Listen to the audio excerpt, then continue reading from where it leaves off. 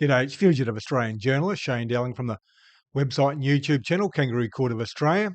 Now, Prime Minister Anthony Albanese tried to bribe the Liberal Party last year to pass freedom of information laws, dodgy laws, where he's trying to restrict the public and the media from accessing government documents which potentially show government corruption or government incompetence, etc.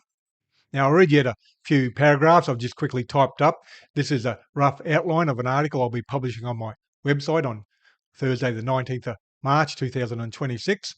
So I'll read you out the opening part of that article, then I'll read you out a couple lines from the Sydney Morning Herald who broke the story on the 5th of March. Then I'll show you two videos of Prime Minister Anthony Albanese being questioned about it last week, Thursday the 12th of March. When Albanese was asked those questions in Parliament, he ducked and weaved on the first one and basically did a runner on the second. Now I'll read you out a few lines from the Sydney Morning Herald article on the 5th of March 2026. Then I'll show you those two videos.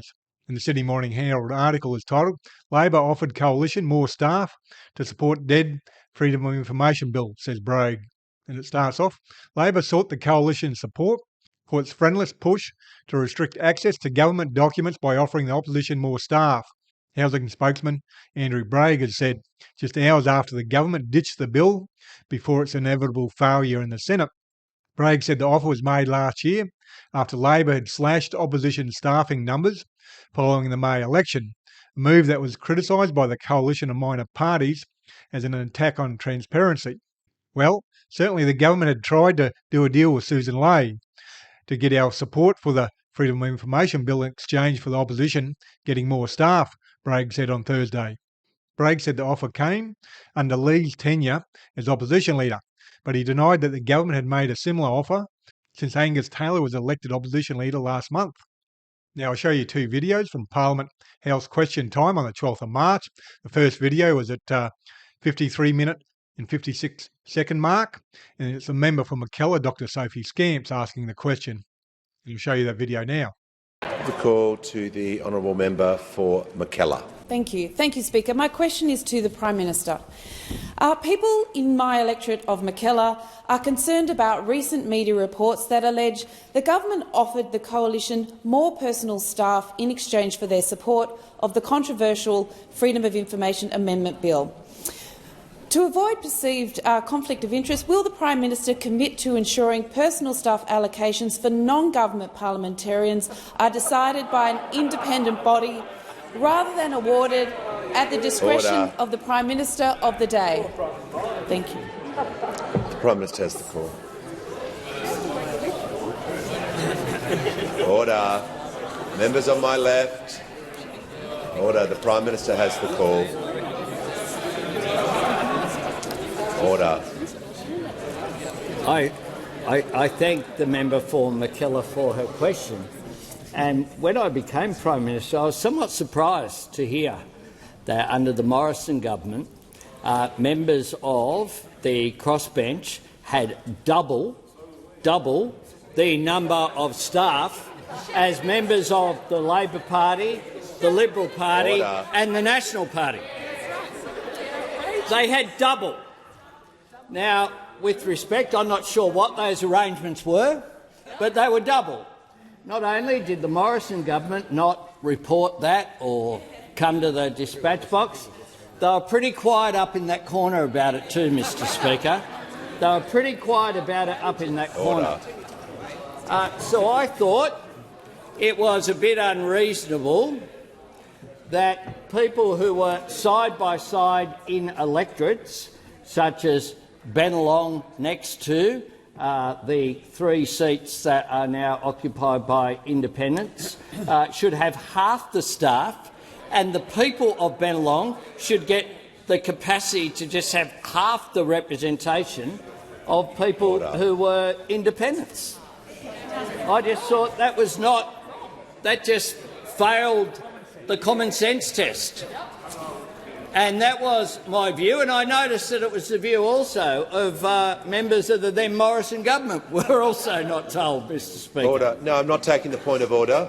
In line with my earlier decision, the Prime Minister was asked a question. He's being directed on it. Resume your seat. The Prime Minister has the call. Mr Speaker, I make this point also, that I think that the allocations have been fair and reasonable as a proportion. People who are on the crossbench have more staff than people who are here on this side or on that side of the chamber, of that chamber, because of the argument that is put there about not being part of party processes. But I think it's been more than fair. But I do make this point, that the most number of representations that I have had from crossbenchers in the House and in the Senate isn't about health policy, it isn't about education policy, it isn't about housing policy, it's about their staff. Order. So you can see Anthony Albanese ducking and weaving, trying to avoid answering the question.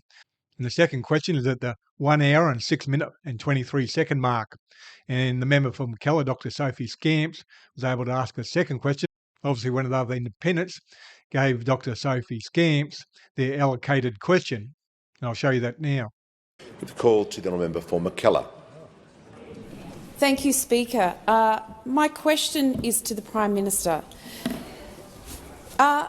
Was personal staff used as a way to encourage the Coalition to support the Freedom of Information Amendment Bill? Thank you. Order. Order. I think that question is barely within the standing orders, and I'll allow it, but the Prime Minister will obviously be able to be broad with that answer. Well, if he chooses they didn't, much to their shame, because this is an area that needs reform. So you can see Anthony Albanese basically do a runner when he was asked a second time, but he's failed to deny offering the Liberal Party more staff. Now, you've got to remember, a lot of these politicians, they employ staff. A lot of them are their friends and family.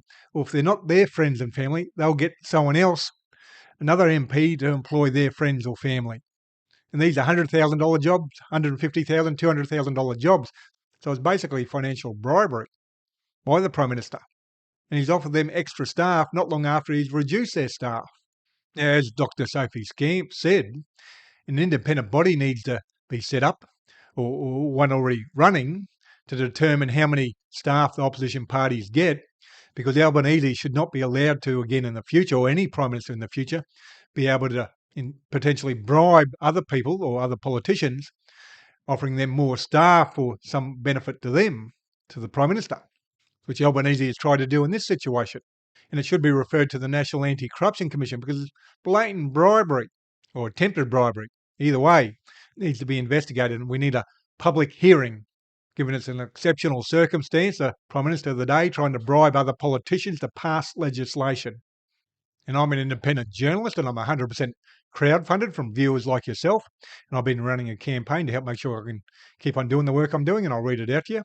16 weeks ago, I launched a campaign with a simple goal: find 200 new monthly supporters so I can keep on doing this work as a fully independent journalist, running this website and YouTube channel without corporate backing or paywalls. Since then, 149 wonderful people have stepped up and become monthly supporters. That's huge, thank you. We're now at 51 to go. If you've been enjoying the work and aren't yet supporting monthly, I'd be incredibly grateful if you consider joining them. Here's the situation.